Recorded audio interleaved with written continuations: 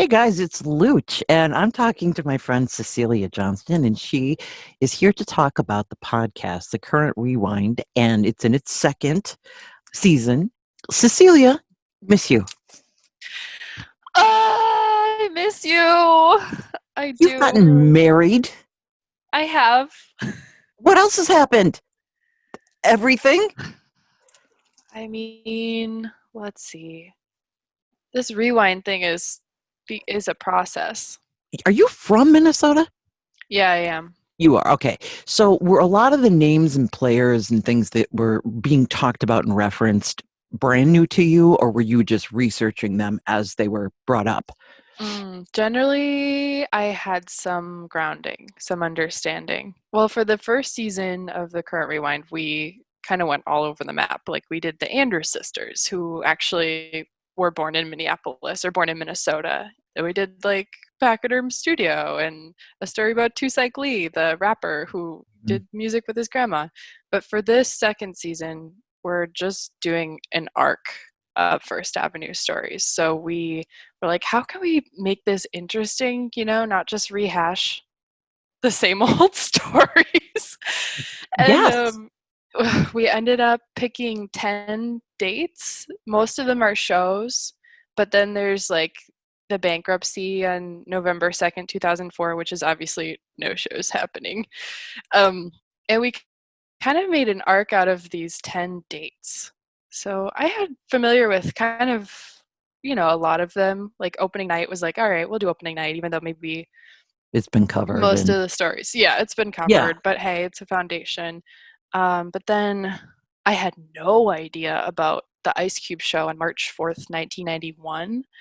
The thing about doing a podcast about a local legendary club is that, yeah, you have to think like these are people that are going to listen to this podcast that don't know Steve McClellan by name and don't know X, Y, and Z, but the Ice Cube show. Yes, the Ice Cube show was it's so complicated. The crowd, it was super packed in there. It was so hot, like it was humid, and there's like water dripping in the bathroom walls just because there was like so much body Yes. heat, and a bunch of fights sprang up that night. So it actually got to the point where it was kind of the crowd versus First Avenue security. Hmm. And some people would say that that led to a drought of hip hop bookings over the next several years until the late 90s. Some Hmm. people might not make that leap, but we talk about that in the podcast. Yeah, I remember thinking, because I don't know if it was pre that Ice Cube show, but I went and saw Ice T's Body Count, and it was the first time I remembered the security that was at the door was intense. And it was really profoundly noticeable that I'd never been to another show where there was that kind of security. And I didn't know if that was then they thought, oh, well, this has got to be the protocol for all rap shows. And yeah, that's sort of dangerous to make that statement. Totally. Yeah, we talk about the Ice T show a little bit as well. We Oh, get to bump the song Body Count, which is so yeah. good. I've always wanted to play that for No Apologies, but there was too much editing in most of that record. But the legacy of First Uh-huh. Avenue, which people have written about and documented and photographed, and again, for somebody who's only visited maybe and gone there and seen a show or two, there's it's allegedly haunted. Who that you spoke to said that they've seen or felt the ghost? A few people, Mhm. particularly the former employees whose tenures were in the 90s or so. Okay. Okay. Yes, we've heard about ghosts. Not too much ghost material actually has made it into the podcast so far, but there's always the possibility of a bonus episode to talk about Exactly. the creaks and the Yeah. yeah. Well, and then, okay, the fact that it's had this loyal staff. I mean, some people have really been in there well, starting with Steve McClellan, who was there for so long, and then Alan Fingerhut just passing away just last week. And the Yes. the legality part of the history is messy, and I'm not even sure that I've ever fully understood. Like one person thought, well, I was doing the books and I was doing this. It seemed like it was just, I don't know if it was miscommunication, if it was just personal fallings out. Yeah, like what happened with the bankruptcy? Yeah. Yeah, yeah, I'd say a combination of the above, like these people had been running the club together. I would say it's like a quartet. We got Alan Fingerhut, who was the owner, but who lived in California for many of the later years Right. of his time with the club, and then Byron Frank, his childhood friend, who was there, I think, pretty much from the beginning as well, and Steve McClellan, the general manager, since oh man, the 70s all the way up to 2004. And then Jack Myers, Mhm. who was the kind of the numbers guy, perhaps, or like the assistant manager. And it was in 2003 where, as the story goes, Alan Fingerhut had said that a piece of paperwork that Byron Frank had with him was like Byron had forged Alan's signature or something like that, and all just started to go downhill. He fired Byron. Mhm. Eventually, he fired Steve and Jack. But the complicated part is that Byron had a 40%, which was sort of a majority share in the building itself, because the Mhm. building and the business of First Avenue had different owners, weirdly, and Right. up until 2000, then Byron had that 40% share. So yeah, oh, just so complicated. And it's terribly sad that Alan passed away. Yeah. And despite all these messy feelings, everybody will tell you without Alan, there would be no First Avenue to this day, because he kept it open when he did not have to. It's true.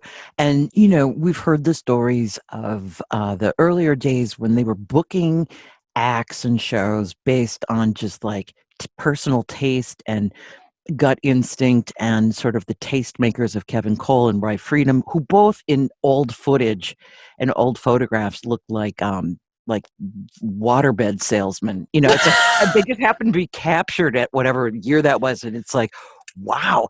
But it's really cool and almost unheard of that you would think a club would allow DJs to say, well, I'm really into this, or I heard this and I bought this import, let's book that band. And McClellan seemed to sort of throw everything against the wall, like every genre, every, you know, whatever. I mean, taking a chance on a band like the Ramones or U2 or whatever. And I think that, it's funny that you've been doing all this research about this club that's been sitting empty for 6 months now.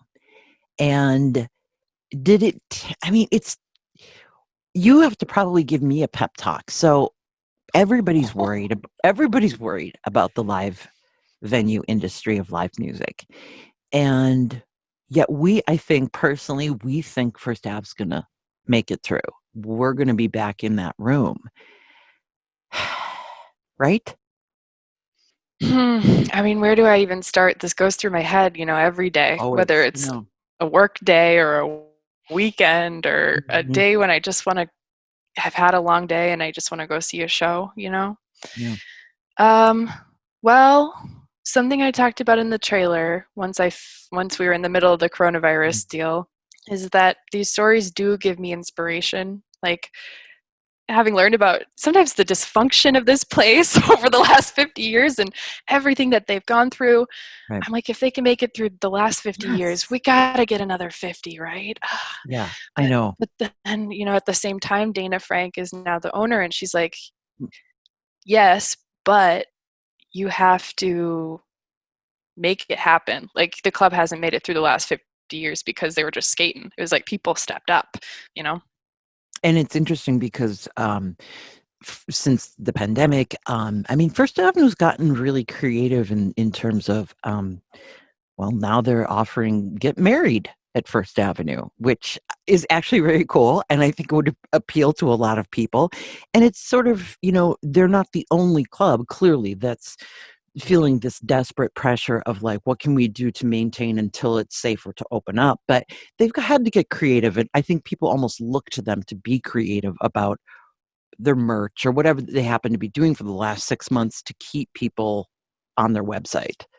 Oh, totally. Yeah, I mean, let's think. I mean, I saw the Save Our Stages Fest, Mm-hmm. which was Oh, yeah. just, October 16th through 18th, and they had this live. set of Dizzy Faye and a couple of her dancers, and then a DJ performing on stage at First Avenue. Hippocampus is also streaming a couple of shows in Mhm. October, and I think that's one of the ways. I also heard that they are planning to open up to the public for the first time on Halloween, and it's going to be just like super limited capacity. Not sure Okay. exactly what they're going to be doing, but Nate Kranz Curious. was just talking about that. Yeah, isn't that crazy? They're like, we got to do Halloween. something. I know, I know. They're known for their Halloween, and Yes.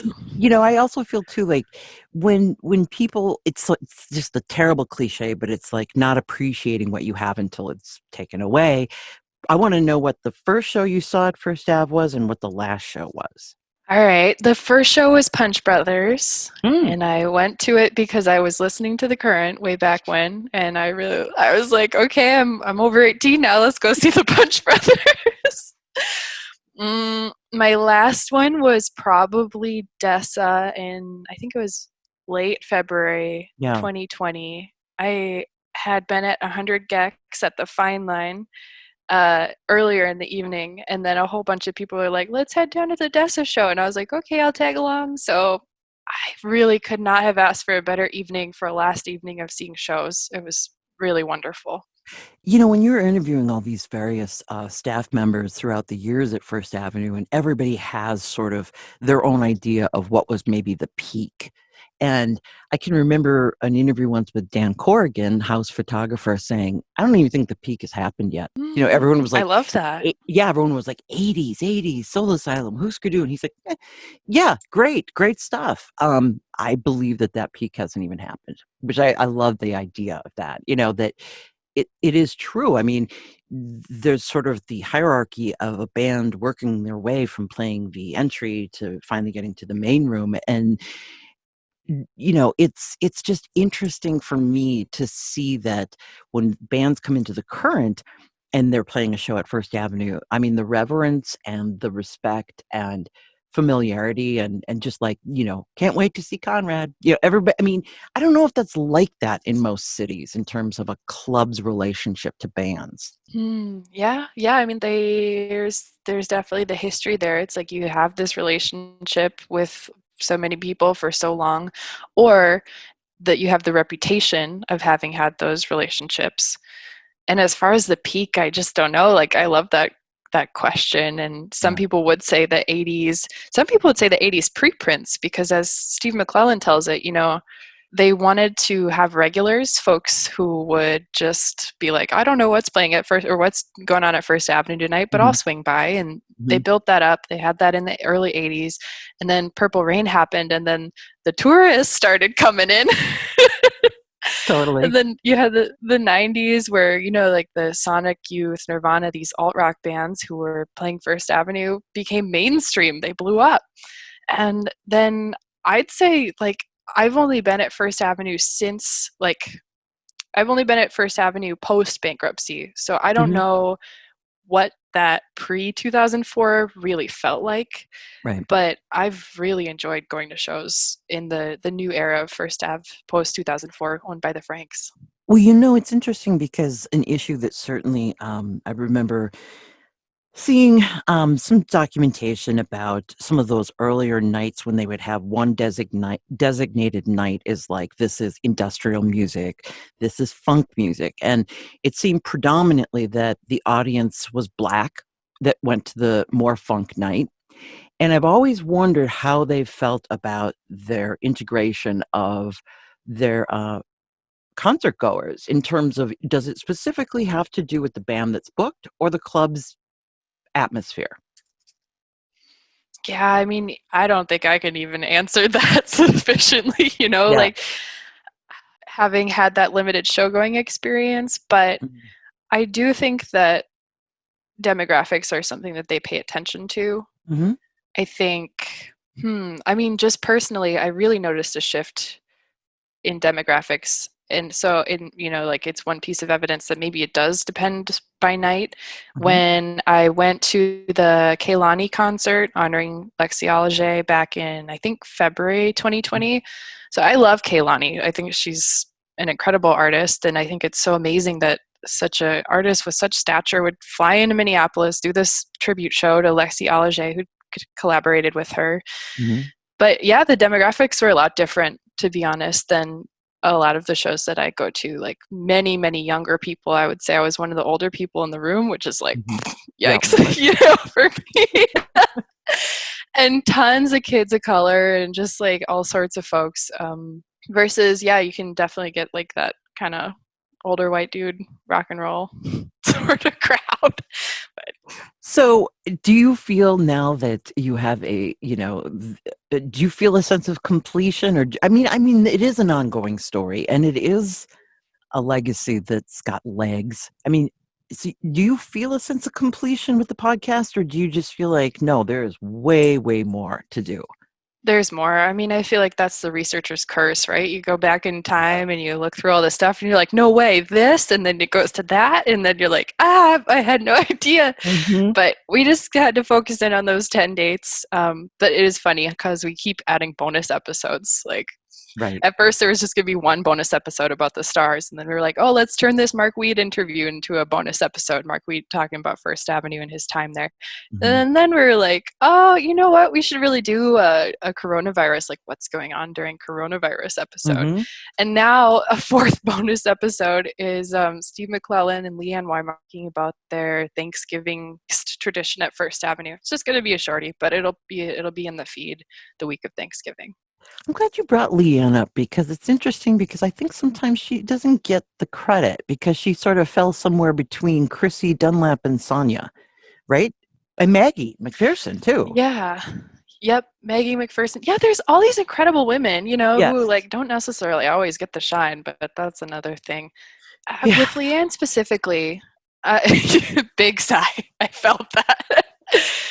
With Leanne, I don't know. I feel like our interview was really, she was really endearing to me because she is so smart.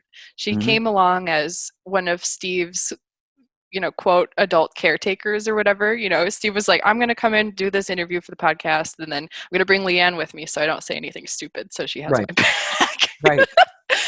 And Leanne was the director of marketing. So smart, but it does seem like personality wise, maybe she just like, she hung back from the microphone the whole time. So she's quieter than Steve on the track. And I'm like, oh my goodness. Well, And Steve was I don't laying know in the that she chair. was. Yeah, I Steve could was see comfy. you. I could Steve see you was through the comfy. glass of my studio, and I was like, "Who's the guy that's like sleeping in a chair with Cecilia?" Oh, that's McClellan. Okay, but yeah, but Leanne. I mean, I just remember. I think if I probably don't have this right, but she seemed to be. She would have been during that era of the Nirvanas and those bands that the '90s that did go on to be just monstrous, and that's the time I associate her with anyway. Yeah, and I'm not totally like, I don't remember off the top of my head where exactly she was, but it was a long stretch of time, just a Yeah, long time. I would say maybe even, I think earlier than the 90s, even though I'm yeah. not sure. I guess again, it's like, here we are in, this dumpster fire of a world right now, trying to find, all of a sudden I feel like everything starts to feel nostalgic. And that seems crazy because I would like to think we've all got many, many, many years of shows left in us to go to at all these different venues and especially First Avenue. And when you were talking to people about this period of closure during the pandemic, what's the vibe or the sense of employees? I mean, what's did you get a sense of hopefulness or of just oh crap, I better learn a new skill? As far as present day employees, I haven't spoken to a ton of them yet. I'm kind of wrapping up the back half of the production Right. here. So mostly I've been talking with former employees, and now is the time where I'm scheduling interviews with, Yeah. current employees. But I have spoken with a couple, and I don't think anybody knows what's going to happen. Right. I just like, obviously folks have had to pivot at this point, pick up either food service Hmm. gigs or just like other side hustles, or I mean, even my husband is a freelance lighting tech for theater, and he's had to totally like find a new career. He's working at a Yeah. liquor store now, which is Right. fun, more stable and more income than he had before, which is funny. But Right. Totally. But it's rough. It's dark out there. I know. Well, what do you want people to know about the podcast as we sort of conclude this in terms of for somebody who, these 10 specific dates or 10 periods that you guys chose, what do you think most listeners will get out of that choice that you guys made?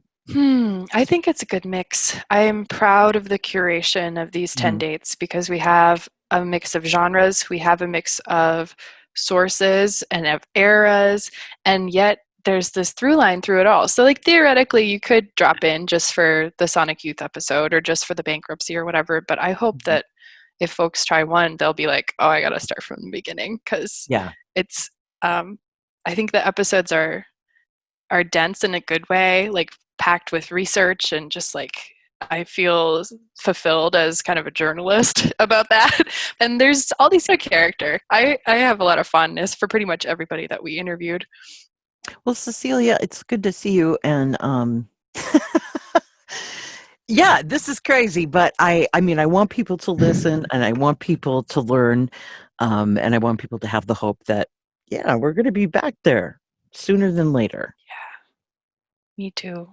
Thank you so much for talking to me, and great job. Congratulations.